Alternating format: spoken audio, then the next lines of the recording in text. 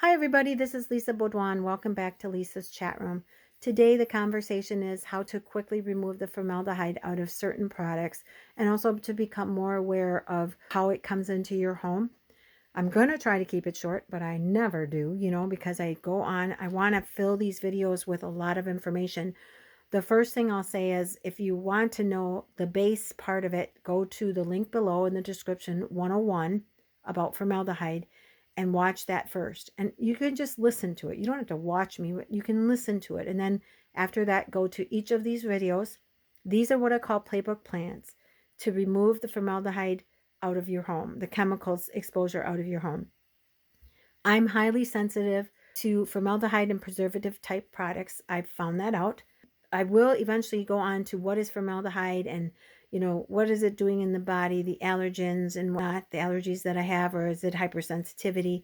I'll do that in a while. Right now, it's about getting it out of my house. That being said, I'm not an expert in anything. I do research, but that's my research. So my suggestion, first of all, is to do some research aside from this on your own, to create your own playbook plan.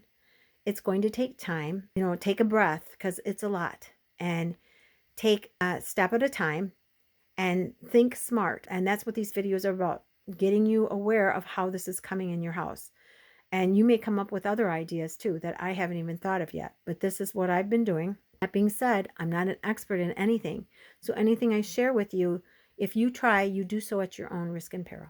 Right? So the conversation today is, my family has been very supportive of me as far as the allergies that I have, and they've been using baking soda and distilled vinegar to wash their clothes.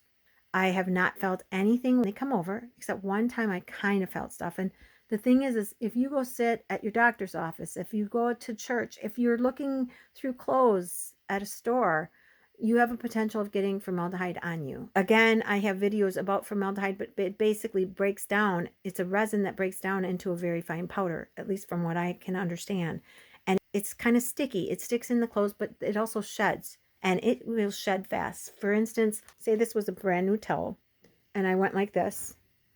I've now gotten formaldehyde into here. Really? Yes, I know. It's like, holy cats. This is the truth. That's what happens. It sits within the material, but then it also sheds off onto other materials. And that's why I've had to do what I've done to protect myself. Heavy materials, it's in longer. It will take more time to get it out. And you have to think about, well, how is this coming into my home? And so the problem, what happened with me yesterday was, little baby was fine. The outfit was brought in was perfectly fine, but then I put him in a new outfit, and that had formaldehyde. It was a little bit heavier of an outfit, not quite a fleece, but just a thicker material. So cute, so darling, but it had formaldehyde still in it. And mom had already washed it, but it got in there. So you know what happens? That gets in everything. And it got into this, where he sits. It got onto my couch. It got onto me. It's all over the house. With me, I have a plan.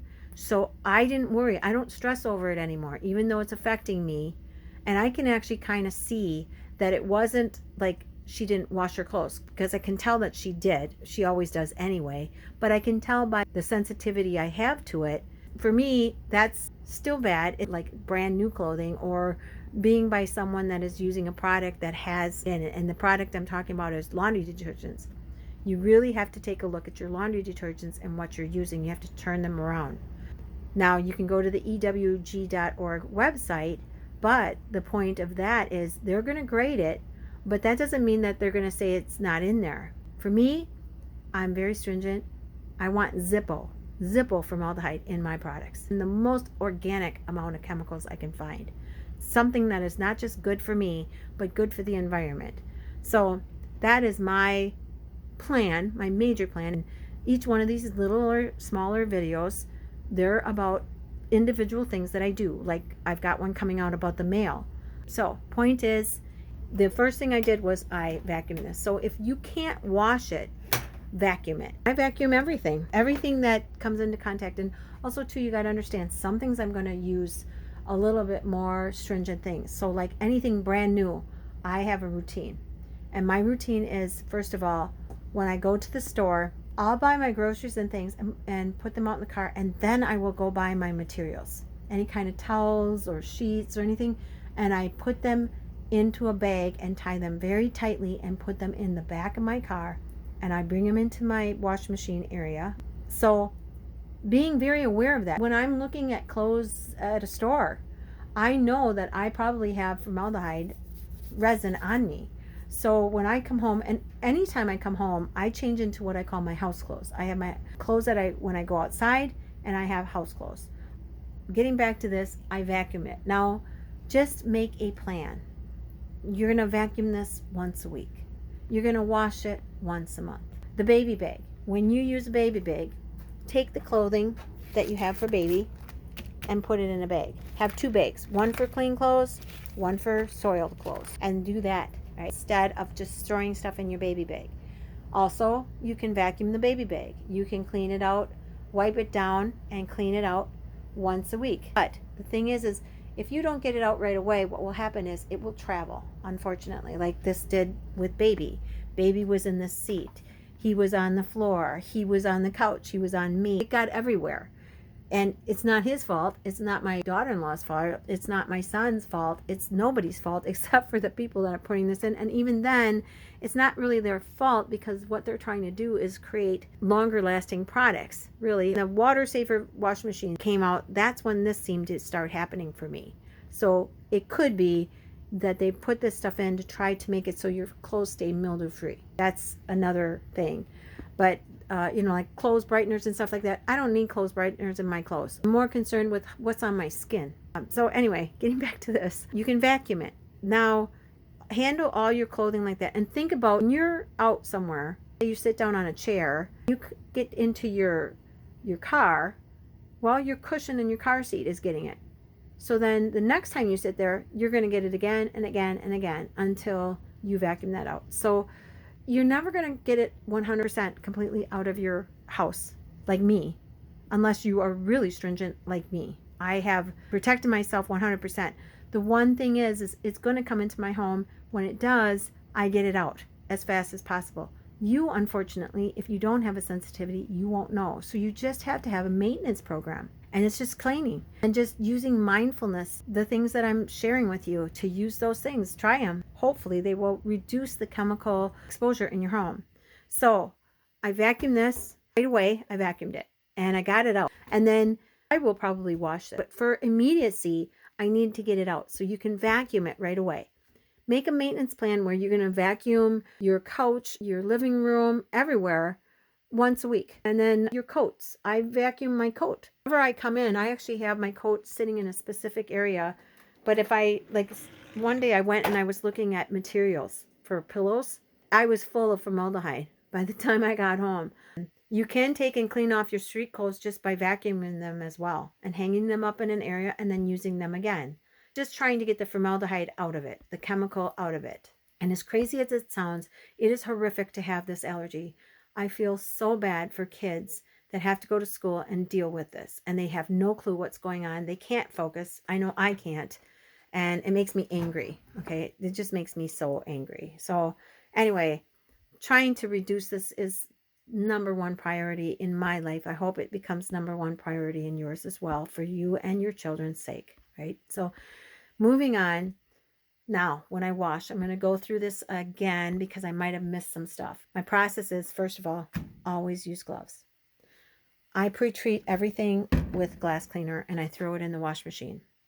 You could buy white glass cleaner, but this is Windex from Menards. This is the container, and so far this works pretty good. Now, I'm going based upon how I feel, and I did a little research on this. I'm going to do a little bit more, but this has chemicals in it that, first of all, the ammonia seems to break down the formaldehyde. It's used to embalm. It's a preservative.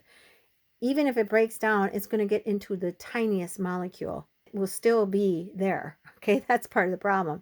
So this literally, in my opinion, and again, you have to do your own research, but in my opinion, it breaks it down completely. There might be other glass cleaners. I don't know. I get this economically. So, and then I fill it up in here. I spray down the, especially new clothing or used clothing that I purchased, I spray it down really good. I let it sit overnight. And then what I do is I take this. This is Arm & Hammer Laundry Booster Super Washing Soda. Now this For me, it appears to get the formaldehyde out. It is meant for all kinds of things. And in the back, it shows you what to do to wash. Now, it's to mix it with the detergent. I do not do that. I do this as a pre-soak. Now, I've tried this as a pre-soak, and I've tried ammonia. Both of them are chemicals. Both of them cause problems. This is very caustic. You don't want to breathe in this. You don't want to get this in your eye or on your skin. Same with this. It's an eye irritant. It's harmful if swallowed, and I think it's not very good if you breathe it in either. So what I will do is I will use about a good cup of this, especially in brand new clothing, and I will let it pre-soak, and I will soak the heck out of it. For me, I'll do this over and over and over until that stuff is removed. But I use it as a pre-soak, and then I rinse it out because it's chemicals. And it's really sad that I have to use chemicals to get rid of chemicals, but that's what I do.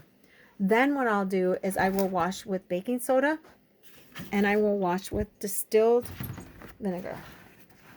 Now, there's a difference between the distilled vinegar and washing vinegar. Washing vinegar has a little higher percentage of vinegar. Vinegar is acidic acid. Always, always use gloves, and even use goggles or glasses when you're doing this, because this can get in your eyes too, okay? All of it is chemical. Even the baking soda is chemical. But basically I use this. I don't use the clean vinegar. It's really acidic. I also don't put it into the dispensers. Never, because it's acidic. It can burn out things. Like one brand I tried, and I put it in one of these things, and it ate it up. So be very, very careful. This I purchased, this was from Home Depot, and this is the glass cleaner. This here is the distilled vinegar, and I bought this bottle at Menards, and it seems fine. I think that's where I've got it. Can't remember, but just understand that this is acidic. With the water solution, it makes it a little less. Now, acid actually does kill formaldehyde, or it just neutralizes it. Or what I think it does, from my research, what happens is when I mix the baking soda and distilled vinegar together in the wash machine, this pushes the formaldehyde out of the clothes, and this kind of pulls it out of that and removes it. I think that's how it works, but it does work. This is how I do it. You'll see lots of different ways. For me, it works. It's up to you what you do. Now, then what I do is once I'm done, I have dryer balls in my dryer. I have vacuumed out my dryer every time I use it. I put my clothes in there, and then I spritz it. This isn't a half and half though. This is pure distilled vinegar, and I'll spritz it down about 10 times, and I'll dry it. Now, the trick to making it where your clothes isn't really staticky is to make sure you only dry it to the point where it's dry.